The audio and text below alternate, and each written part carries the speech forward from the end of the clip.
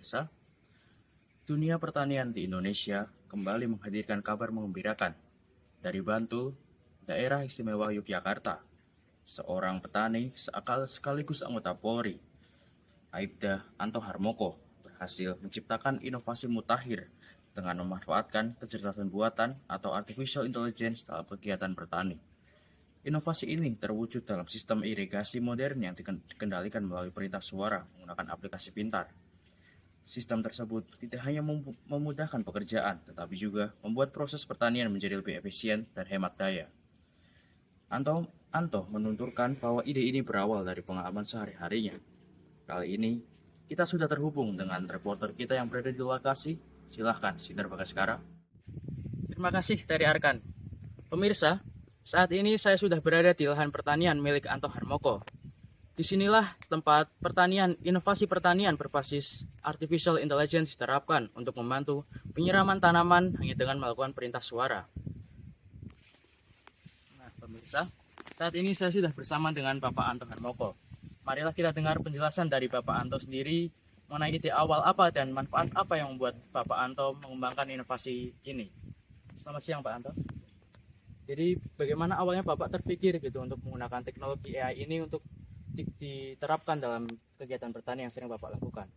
Jadi karena tugas saya sebagai Polri yang juga harus mengolah sawah, saya kemudian memikirkan cara bagaimana bisa mengolah sawah tanpa mengorbankan atau mengganggu waktu tugas saya. Lalu bisa dijelaskan Bapak sistem kerja teknologi apa yang Bapak gunakan ini? Dari situ saya melakukan ide untuk mengadaptasi teknologi AI ini untuk membantu pengelolaan lahan sawah saya. Lalu manfaat apa yang Bapak rasakan setelah menerapkan sistem irigasi berbasis AI ini? Setelah sistem ini, ternyata sistem ini sangat membantu dan pekerjaan saya. Sistem ini kenapa? Karena dengan menggunakan sistem ini kita bisa menghemat sumber daya dan tenaga kerja yang ada di sawah, asalkan dan bisa dioperasikan dari manapun selama saya tersambung dengan jaringan internet. Kalau dilihat dari hasilnya, seberapa besar efisiensi yang Bapak capai dibanding dengan metode penyiraman biasa? Bisa dibilang dengan sistem ini saya bisa seperti 8-10%-an lah lebih efisien daripada cara tradisional yang sering digunakan oleh petani-petani lain.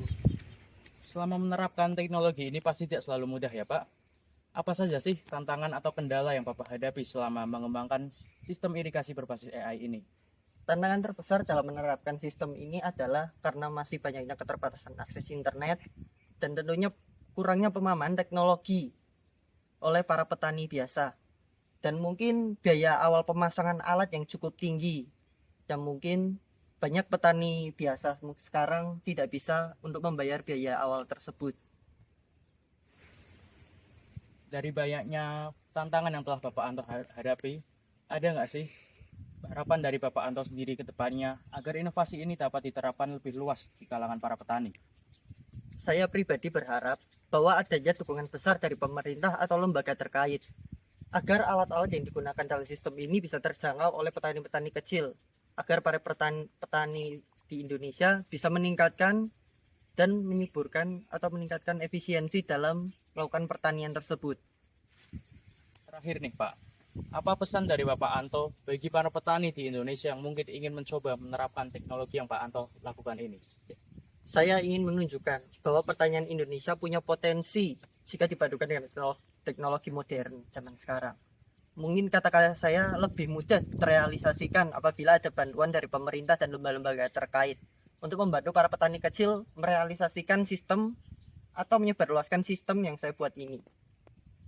Baik pemirsa, demikian laporan yang saya lakukan hari ini di lahan pertanian milik Bapak Anto Harmoko.